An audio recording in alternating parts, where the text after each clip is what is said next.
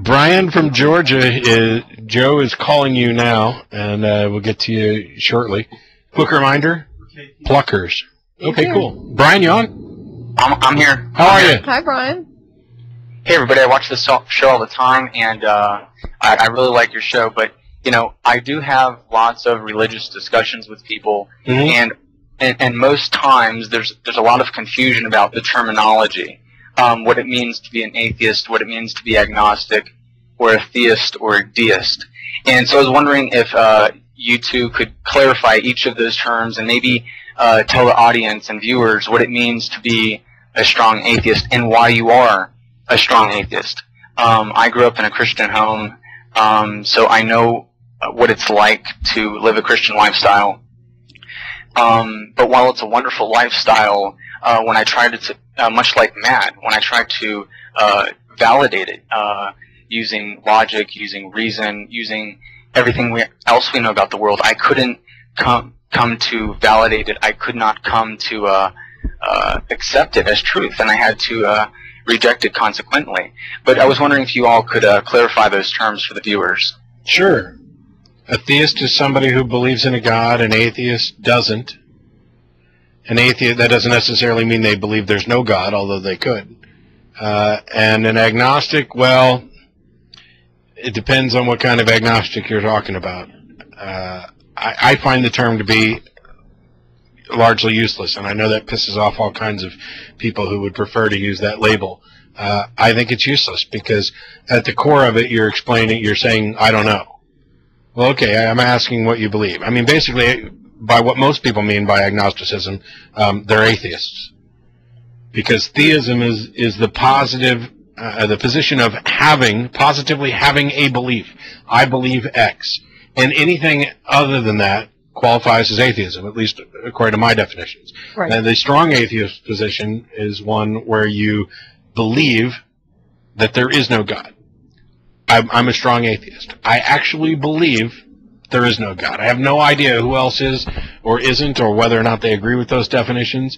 I believe there is no God. Now, do I make this claim and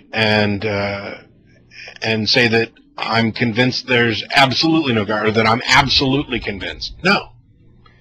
So you're basically talking about relative terms. Yeah. You're not talking about absolute knowledge or absolute truth. Nope. I reject claims of absolute certainty outside of and that's what I do. experiential, esoteric, exactly and what I logical do. absolutes. Yeah. And Okay. you had also asked to explain why. Like, why would I be a strong atheist? Why would anyone want to be a strong atheist? I would be a strong atheist for the same reason I would strongly say that I don't believe that fairies exist. If I can say that I do not believe fairies exist, or that fairies do not exist, I can say God does not exist with the same conviction, because there is no more evidence for either. So if I find it interesting that nobody chastises me for saying that there's no such thing as fairies, and yet if I say there's no such thing as God, I get all kind of, how can you make such a declarative statement? Well, how come you don't think it's weird that I say there's no such, I don't mean you, but like when people ask me this, why don't I get criticism for saying there's no such thing as fairies? Yeah. And I couldn't possibly agree more. It's one thing for somebody to say, let's take the God thing out of it, use the analogy. Person A says, I believe in fairies. They are the fairy equivalent of a theist. And anybody who doesn't say, I believe in fairies, is the fairy equivalent of an atheist. I'm not only an atheist, I'm a strong atheist, or perhaps an anti-theist if you wanted, and I'm that way for fairies. I don't just not accept the claim fairies are real, I accept the claim fairies aren't real. Right. Because not only is there no evidence to support the claim fairies are real, all the evidence we've ever found supports the claim fairies aren't real. I mean, you know, that people have faked it. We understand more and more about how human thought processes work and how we try to assuage our ignorance with whatever explanation we can plug in there. And everything leads me to the conclusion that the most rational explanation is that fairies don't actually exist. Somebody made this up. It is something that has entered the culture as a meme, and it is progressed and people have believed or not believed, and I think this applies to fairies and gremlins and leprechauns and mermaids and Bigfoot and Loch Ness Monster and gods. And matter of fact, I'm getting more and more kind of bothered when we use the term in the singular, because then it sounds like we're addressing a specific one. Right. I'll be happy to address any specific one that somebody wants to specifically define. Until then, by and large, the gods thing just is made up, in my opinion. However, there are people out there, well, you're holding an irrational position, then you can't know that there aren't any such thing as gods. You're right, and I can't know that there aren't fairies. Because when you're using no in that sense, you're saying that I can't be absolutely certain that my claim is true. Which is something I never claimed at all, never asserted.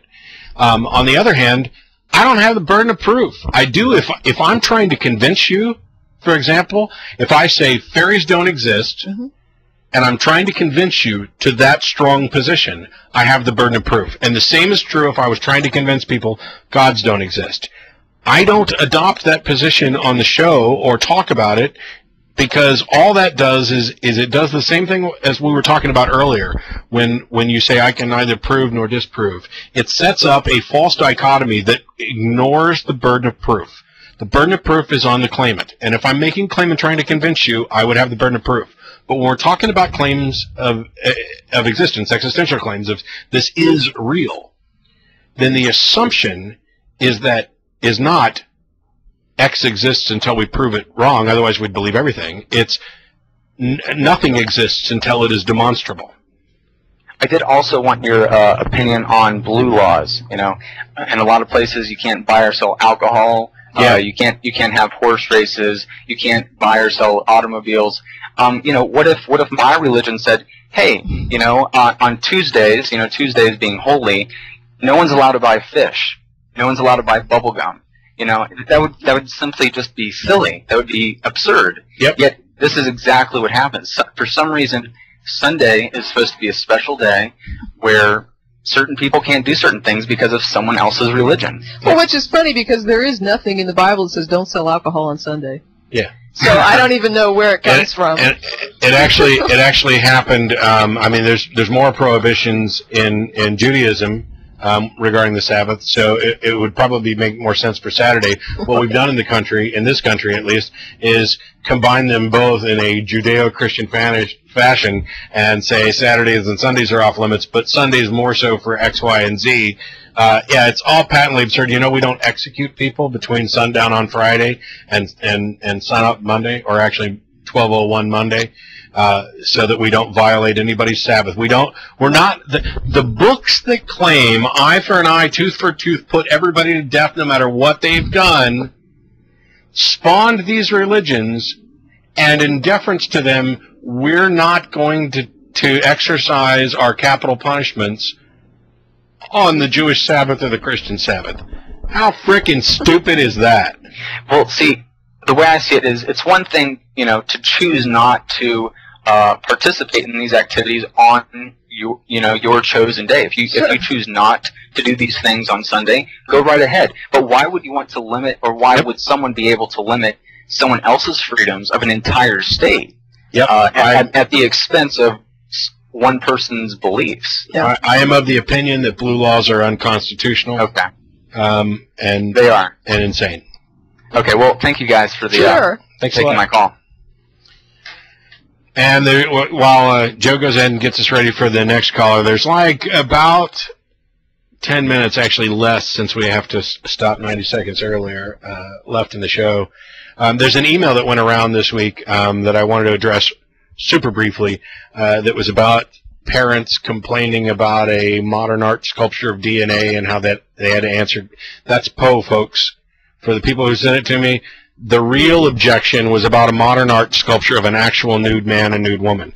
And what they did was they took the information from that article and glommed it into another one and put a sculpture of DNA in there and then rewrote it so that it looked like they were complaining about a DNA sculpture. However, whether that's Poe or not, the absurdity, I've seen the male and female sculptures. They're kind of abstract, you know, whatever, but they're obviously nude figures.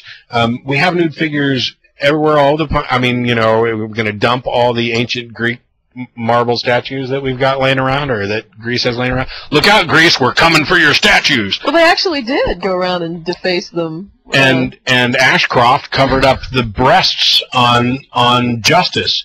Boy, if that's not a statement about justice, I don't know what is.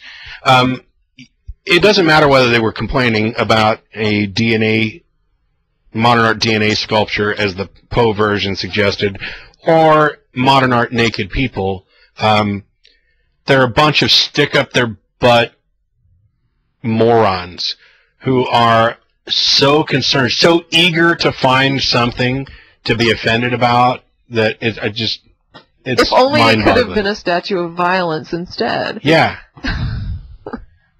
Gosh, I really wish you hadn't put up that statue, you know,